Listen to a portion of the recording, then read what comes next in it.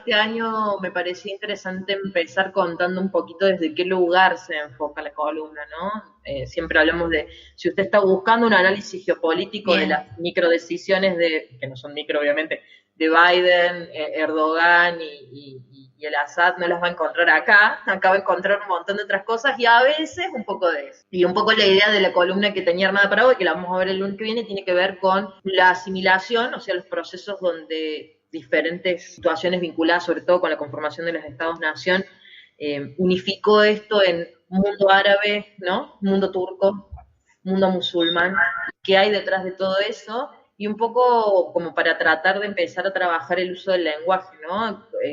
El fin de semana me tocó charlar con gente en una feria, nada que ver, sobre comida y hablábamos de shawarma, que es una comida de Medio Oriente, y saltó un poco esto, ¿no? De, bueno, a qué le sí, decimos árabe y a qué no, y qué estamos diciendo cuando estamos usando, por ejemplo, la palabra árabe, ¿no? Por ejemplo, la palabra turco. claro. Entonces, un poco la idea era jugar con eso a partir de algunas situaciones que me ha tocado vivir, muchas veces desde el error, ¿no? Hace muchos años atrás estábamos en la radio y había unos compañeros de las Islas Canarias que tenían una radio comunitaria y me acuerdo que alguien dijo, bueno, ustedes que son de España, ustedes que son españoles, y hubo un límite muy brutal, ¿no? De no, nosotros no somos españoles, nosotros somos Claro. canarios. Y para mí fue como un parate, ¿no? De decir, bueno, a veces hay que tener más cuidado de qué manera hablamos de las personas, ¿no? Y bueno, y a partir de ese momento aprendí que tenía que decir Estado español y preguntar previamente de qué parte, de qué comunidad autónoma y qué lengua, por ejemplo, utilizaban dentro de esa comunidad y Claro. demás.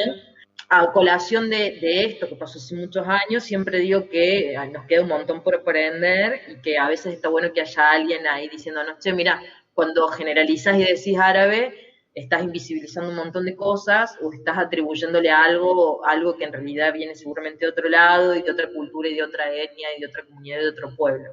Entonces, bueno, la idea es contar un poquito sobre eso y jugar un poquito sobre eso y ir pensando justamente qué rol cumplimos, no solamente desde los medios, y que ya sabemos que muchas veces es nefasto, y desde la conformación de los estados-nación, sino de nosotros mismos, ¿no? En nuestros espacios. Que el granito de arena también se aporta desde ese Ujú. lugar y no solamente desde las grandes estructuras, a la Claro. hora de crear y generar sentido, sobre todo en un momento donde no, en realidad algo que viene sucediendo hace muchísimos años, ¿no? Que es la identificación negativa con determinadas etnias. Y cierro Ujú. con un ejemplo muy cortito. Hace unos 2 años más o menos hacía un taller en la universidad, las compas que lo estaban dando, estuvo muy interesante porque empezaron a jugar con películas de Disney y con algunos libros y cuentos que a los niños les dan desde pequeños, ¿no? Nosotros mismos, Aladino, Alibaba y los 40 ladrones, entonces jugaban como en el imaginario colectivo desde muy pequeños y pequeñas nos van incorporando la figura negativa con determinadas cuestiones vinculadas con Medio Oriente. Claro, Entonces sí. imagínense de dónde viene y hasta Ujú. llegar a acá, qué difícil que va a ser desandar ese camino. Entonces un poquito la columna va a ir contando cómo se llega a eso y por qué se llega a eso y qué cosas hay detrás.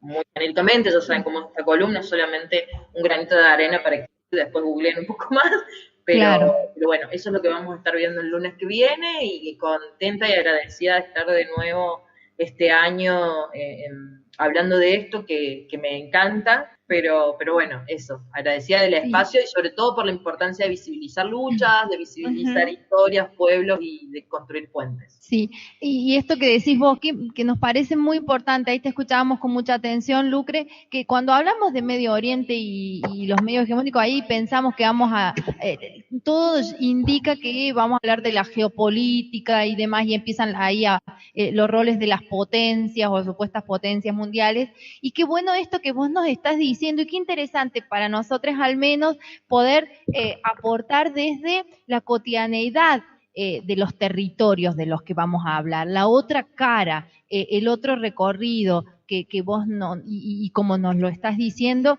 la verdad que nos auguran allí unas columnas para nosotros más que interesantes y necesarias, y como decís vos acá, qué bueno que desde los medios alternativos podamos darnos el tiempo para hacerlo. Así que bienvenidísima, Lucre, a este 2021 en el Enredando las Mañanas. De todas maneras, me parece que la importancia de conocer las historias cotidianas nos Sí, permite también empatizar con lo que pasa del otro lado del mundo y entender, como siempre digo, que no es un problema local, es un problema general de un sistema que nos oprime. Pensar, o sea, entender y conocer los regionalismos, los sí. conflictos locales, los conflictos territoriales, nos permite ver que es todo lo mismo, con un poco más de esto, con un poco más de aquello, con un poco menos de esto otro.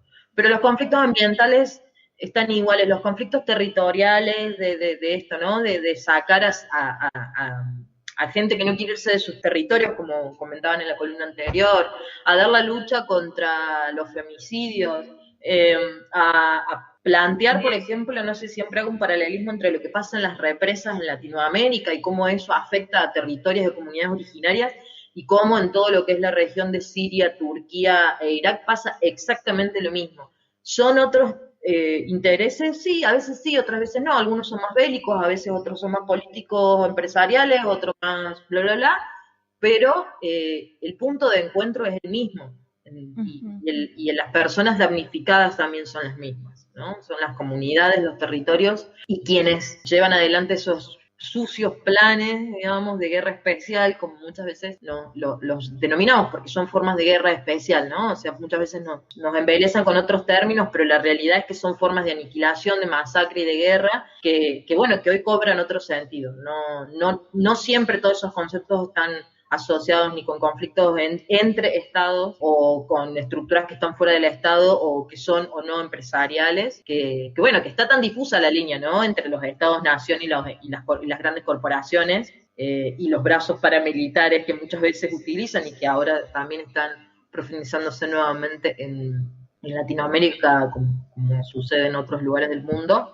Es tan difusa la línea que también está bueno empezar a entender que esa línea difusa empieza a cambiar las reglas de juego, pero que en definitiva siguen siendo masacres, genocidios, desastres ambientales,